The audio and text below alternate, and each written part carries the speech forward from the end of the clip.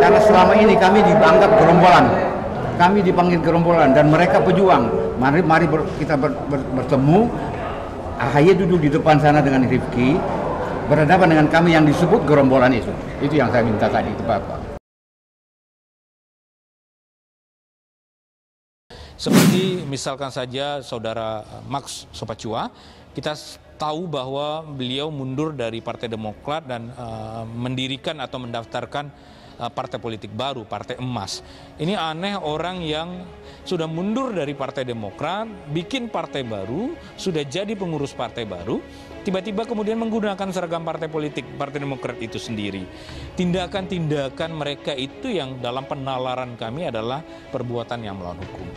Beliau ini, teman-teman dari ini, itu datang dari jauh-jauh. Dari Palembang datang, pagi terbang. Tetapi ya ternyata itu ya kita alami hal seperti yang Anda saksikan ini ya. Apapun yang terjadi, kita ikuti aturan yang sudah dibuat oleh hakim pengadilan ini. Dan tadi adalah bukan keputusan pengadilan, tapi mediasi. Jadi ibu hakim mediasi itu memberikan kesempatan sekali lagi untuk menghadirkan penggugat. Itu yang saya harapkan dan saya bicara kepada ibu hakim. Hadirkan penggugat. Saya ingin berhadapan dengan AHY dan Rifki.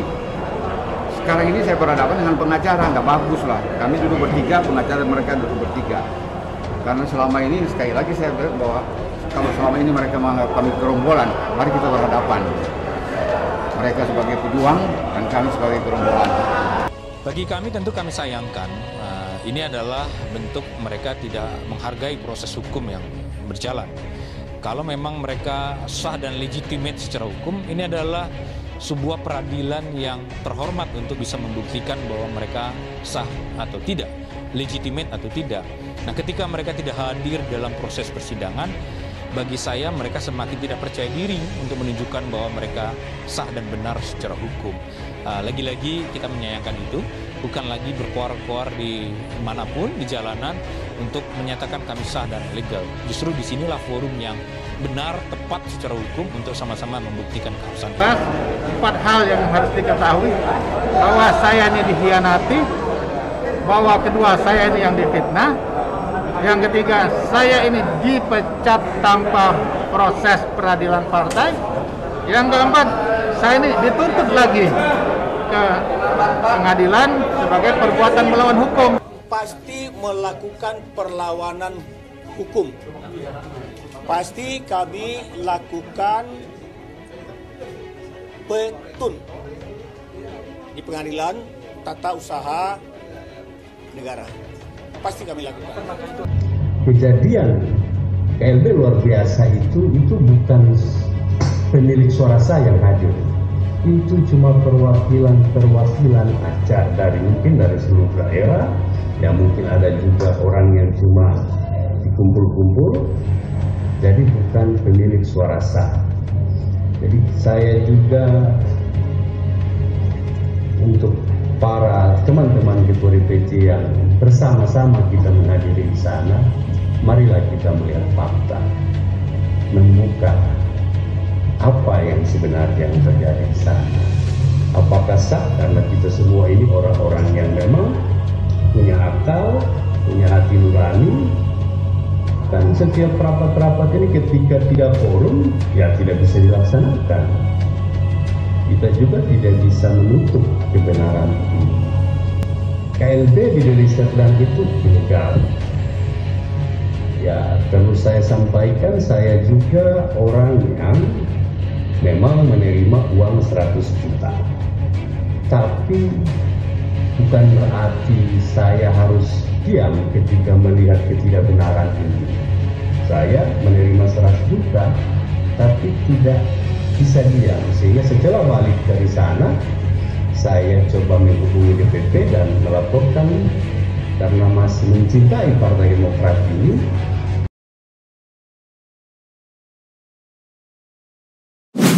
Kubu Muldoko diminta menunjukkan iktikat baik terhadap putusan hukum. Salah satunya, tak lagi menggunakan atribut Partai Demokrat. Sampai hari ini pun mereka kubu Muldoko masih menggunakan atribut Partai Demokrat, kata anggota tim pembela demokrasi Partai Demokrat, Mehbob, dalam keterangan tertulis, Jumat, tanggal 21 Mei tahun 2021. Dia menyebutkan tindakan kubu Muldoko yang tetap menggunakan atribut partai bentuk pelecehan hukum. Mereka dianggap tak memiliki legitimasi menggunakan atribut partai. Apalagi, kata Mehbob, Kementerian Hukum dan Hak Asasi Manusia Kemenkumham telah menolak pengajuan hasil Kongres Luar Biasa KLB. Ini adalah bentuk pelecehan hukum dan putusan negara, ungkap dia. Kubu Agus Harimurti Yudhoyono (AHY) telah menunjukkan iktikat baik kepada Muldoko Ces, yakni menghadiri persidangan mediasi gugatan terhadap 12 mantan kader Demokrat. Mereka adalah Muhammad Rahmat, Yus Sudarso, Syafwatiloh Mohzaid, Mix Sopakua, Ahmad Yahya, Darmizal, Marzuki Ali, Tri Julianto, Supandi R. Sugondo, Boyke Nofrizon, Joni Allen Marbun, dan Aswin Ali Nasution. Namun, kubu AHY tetap ingin proses pengadilan dilanjutkan. Mereka meminta majelis hakim menyatakan dan menetapkan para tergugat tidak memiliki dasar hukum legal standing melaksanakan aktivitas apapun dengan mengatasnamakan Partai Demokrat.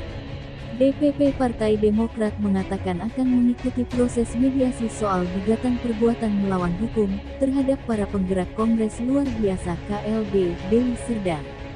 Meski demikian, di saat bersamaan, Demokrat tetap akan melanjutkan gugatan terhadap kelompok pengusung KLB ke persidangan.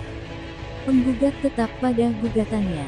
Selain itu, penggugat juga menghormati proses mediasi, sebagaimana mekanisme hukum acara perdata, yang tercantum dalam Peraturan Mahkamah Agung Nomor 1/2016 tentang prosedur mediasi di pengadilan, kata perwakilan tim kuasa hukum Partai Demokrat, Mehbob, Kamis, tanggal 20 Mei tahun 2021. Partai Demokrat, melalui tim kuasa hukum menggugat 12 penggerak KLB Demokrat di Deli Serdang, ke Pengadilan Negeri Jakarta Pusat pada tanggal 13 April tahun 2021. Namun, Majelis Hakim PN Jakarta Pusat yang dipimpin Saifuddin Zuhri, pada persidangan tanggal 4 Mei tahun 2021 memberi kesempatan kepada pihak penggugat dan tergugat untuk menempuh jalur mediasi. Pada tahapan mediasi pertama yang dijadwalkan berlangsung pada tanggal 11 Mei tahun 2021, mengalami penundaan. Lalu mediasi kedua pada Kamis ini, para penggugat, yaitu Ketua Umum DPP Partai Demokrat, Agus Harimurti Yudhoyono dan Sekretaris Jenderal DPP Partai Demokrat Teguh Rifki Harsha, telah menunjuk tim kuasa hukum untuk hadir. Kehadiran tim kuasa hukum, menurut Kepala Badan Komunikasi Strategis Partai Demokrat, Herzaki Mahendra Putra, merupakan bentuk itikat baik Partai Demokrat mempercepat penyelesaian gugatan. Partai Demokrat telah menunjukkan kalau kami mempunyai itikat baik dan menghargai proses mediasi dengan hadirnya kuasa hukum penggugat dan menyampaikan surat permohonan maaf dari penggugat atas ketidakhadirannya pada mediasi hari ini, ujar Herzaki. Ia menuturkan Partai Demokrat masih menunggu itikat baik dari kubu pengusung KLB Demokrat. Kami menunggu itikat baik dari para tergugat untuk taat hukum. Karena sampai hari ini mereka masih menggunakan atribut Partai Demokrat dan mengatasnamakan diri sebagai pengurus Partai Demokrat, ujar dia. Ia mengatakan, mediasi harus didukung itikat baik, penghormatan terhadap peraturan perundang-undangan yang berlaku, demi kesepakatan antar pihak. Sejauh ini, kubu tergugat atau kuasa hukumnya belum merespons ihwal permintaan dari Partai Demokrat. Sebelumnya, kubu AHY melayangkan gugatan terhadap 12 orang disebut penggerak KLB Demokrat di Deli Serdang. Dalam gugatan dengan perkara 236 PDT, G, 2021 PN Jakarta Pusat, pimpinan Partai Demokrat meminta kepada Majelis Hakim, antara lain menyatakan dan menetapkan para tergugat tidak memiliki dasar hukum legal standing untuk melaksanakan aktivitas apapun dengan mengatasnamakan Partai Demokrat. Penggugat juga meminta Majelis Hakim melarang 12 orang itu menggunakan atribut Partai Demokrat. Meski demikian, Majelis Hakim baru akan melanjutkan persidangan setelah menerima laporan dari hakim mediator yang menengahi proses mediasi. Anggota Tim Pembela Demokrasi Partai Demokrat, Mehbok, meminta kubu Muldoko yakni pelaku KLB Deli Serdang untuk menunjukkan iktikat baik terhadap putusan hukum. Salah satunya ialah tidak lagi menggunakan atribut Partai Demokrat. Sampai hari ini pun mereka kubu Muldoko masih menggunakan atribut Partai Demokrat, katanya, dalam keterangan tertulisnya, Jumat tanggal 21 Mei tahun 2021. Lanjutnya, ia menyebut tindakan kubu Muldoko tetap mengenakan atribut partai adalah bentuk pelecehan hukum. Terlebih, Kementerian Hukum dan Hak Asasi Manusia Kemenkumham telah menolak pengajuan hasil Kongres Luar Biasa KLB.